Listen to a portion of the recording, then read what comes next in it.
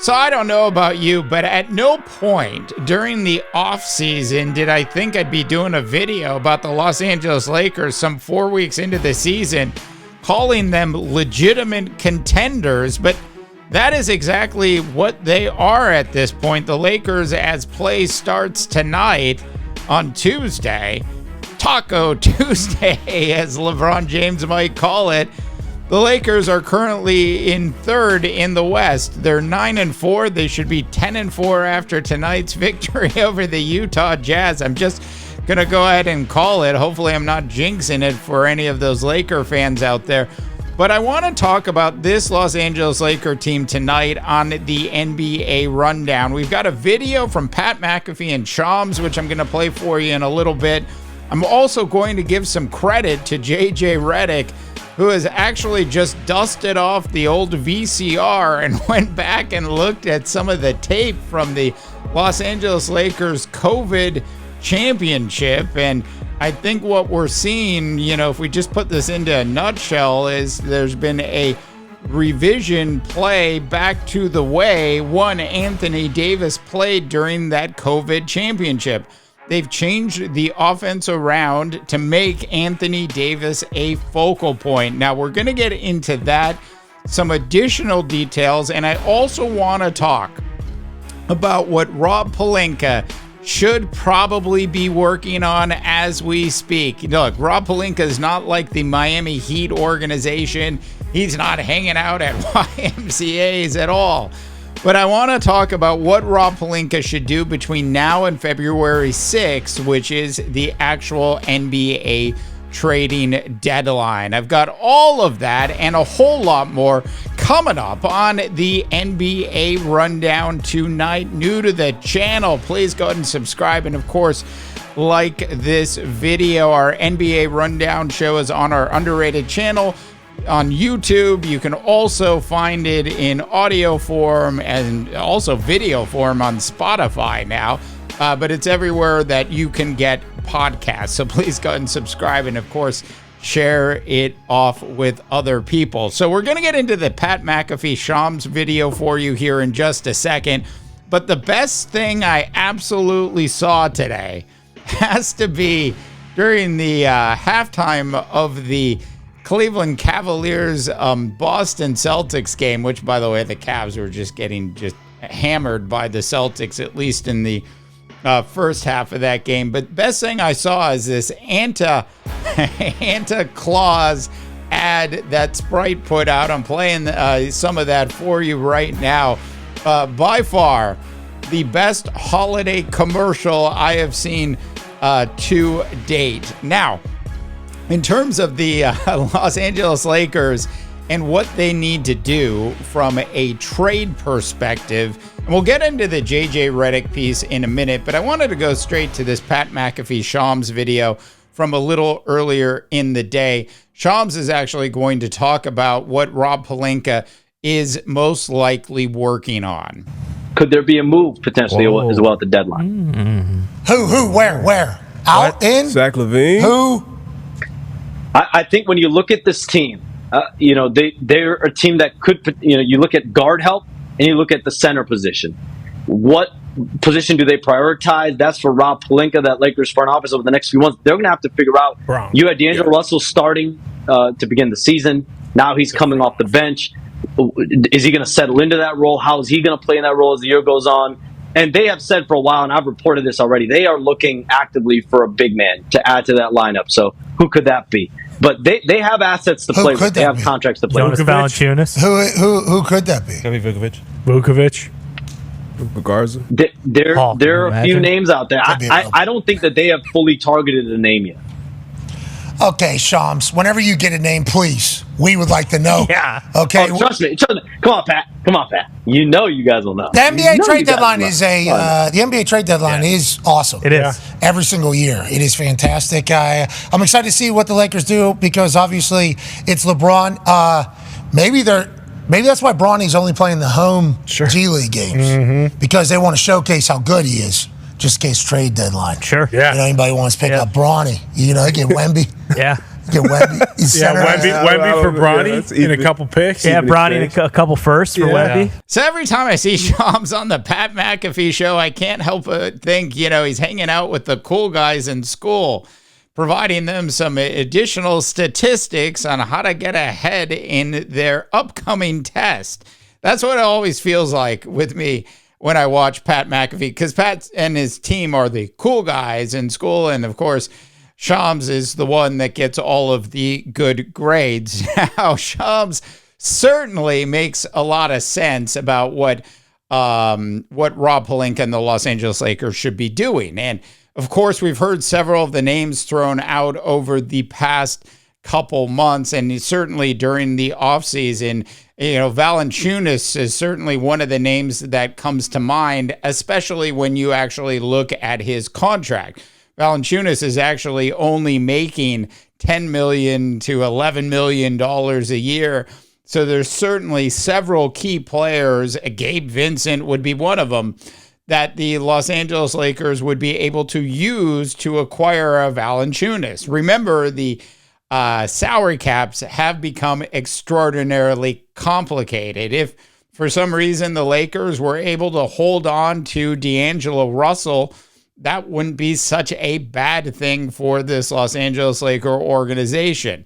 Now, if you want to spend a little bit more money, then you're talking about maybe going over to the Chicago Bulls and trying to pull away Vucevic. I can never pronounce the guy's name, but he's a fantastic basketball player, and he actually is making over $20 million a year. So those are, two of the easy options, and now that would probably require a D'Angelo Russell trade and maybe something else to make that actually work for everybody. Maybe a third team would need to get involved to actually make that happen. We know that the Chicago Bulls are perpetually knocking on the door of the playoffs, and that's pretty much where they stand year in and year out. So those are two big players, and I agree with Shams, and I agree with what Rob Pelinka is probably looking for at this point.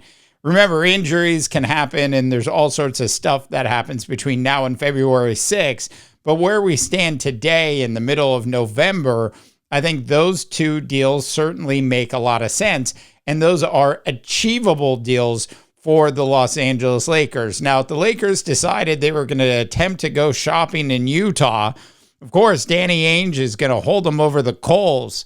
Literally, he will make Rob Pelinka walk on top of coals, plus give up a number 1 draft pick for a Walker Kessler. Now, of course, the Lakers would love to get Walker Kessler just from a youth perspective, and the fact that Walker Kessler is only making like $4 million a year.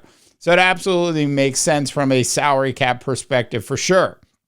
But they would love to go out and get Lauri Markkanen, but that is a pipe dream with this Los Angeles Laker team at this point. They literally would have to give away 5 or 6 first-round draft picks and several players, and I think it would be too disruptive for what they've built to this point. Now, we talked about, so I think, your options are right there in front of you, and there's some other players in the NBA I think that would certainly work out as well. It's just a question of who's going to be available. But what you're looking for is a player that has a salary cap hit somewhere between $8 and $15 million a year, or multiple players that fit into that level. And that's what the Lakers and Rob Pelinka are probably in the process of looking at. I mean, I'm sure they'd love to get a John Collins if they could. Not quite the type of player that they're probably looking for, but if they were able to get John Collins out of Utah, then that would also be a good fit. There's a ton of players on the Brooklyn Nets that would also be good fits and would also work from a salary cap perspective for Rob Pelinka and the Los Angeles Lakers. Now, I want to give JJ Redick some credit here, because I think JJ Redick entering the season, in fact, I even made fun of him a couple times on some of our early NBA Rundown podcasts, because, one of the things about JJ Redick is, let's just face it, he runs hot. And he is one of those guys that could potentially rub players the wrong way. He even yells at LeBron James. And if you're going to be that kind of coach and you're going to yell at LeBron James, you had to have some pretty thick skin. So I think there's been some respect developed between the players and JJ Redick at this point. And it's too early to tell really, what the long-term outcome actually looks like for JJ Redick. But when you look at the makeup of this Los Angeles Lakers team as it stands today, and you pulled up the actual roster of all of the players on the team, and of course, they're not doing what Steve Kerr's doing, which is playing 12 players a day. They are playing about 10 players a night, so they're not far off from that Steve Kerr strategy at this point. And we know that Dalton Knecht is an absolute steal. We did a video on him a couple days ago. He is an absolute steal at 17 for the Los Angeles Lakers, and it will be fun to watch him develop throughout the course of this year. He'll have some bad games, but he'll start to put together good game after good game after good game. And I think what you'll see is with Austin Reeves and Dalton Knecht and Rory, and of course Anthony Davis, who's averaging over 31 points a game right now. And the strategy, as I mentioned, is extremely important. The way they are running their offense with Anthony Davis is very similar to how they actually ran their offense back in the day when they won a championship during the COVID era. So I like this Los Angeles Laker makeup a lot, especially if they can avoid any kind of like major injuries and keep everybody, for the most part, healthy throughout this entire season. I think Jackson Hayes has certainly played well enough. And I think, there's Max Christie plays well every once in a while, and then you've got Cam Reddish. So I think you need a little bit more toughness up front. So I'm assuming that Rob Pelinka will do the right thing and actually sit down in his office with Jeannie Buss and say, we actually are legitimate contenders in the Western Conference this year, and go ahead and roll the dice and spend the money and see what they can do. Because let's just face it, LeBron's only got, 2 or 3 more shots at this.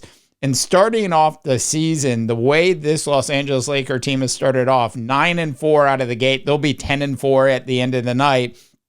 And when you look at this Los Angeles Laker roster and makeup and you compare it to the last couple years, this is the best this team has looked at this stage of the season in a long time. And you can absolutely see who the Lakers actually match up with well in the Western Conference. So do I think if the dice is rolled correctly, in other words, they had the right matchups in the playoffs, that the Los Angeles Lakers could somehow find their way to an NBA Finals this year? I think with the right deals that Rob Pelinka makes between now and then, not a lot of injuries, not too much more wear and tear on Anthony Davis and LeBron James, this Los Angeles Laker team is as legitimate as anybody else in the Western Conference outside of the Oklahoma City Thunder at this point. And that is an extremely young basketball team. All right, love to know what your thoughts and opinions are on this particular topic. Seriously, check out the Anta Claus video when you have a chance. It's just absolutely priceless. All right, that's it for tonight's NBA rundown. There are several games, as you all know, going on in the association tonight. So we won't be doing our usual sort of catch up on who's winning and who's losing. But what I can tell you is the Cleveland Cavaliers, as I've been recording this, have come storming back and are now only down by 6 points with 3 minutes to go in the third quarter. No lead is safe in the association, is it? All right, for the NBA rundown, I'm Dave DeBaugh, wishing you all a tremendous rest of your sports viewing day.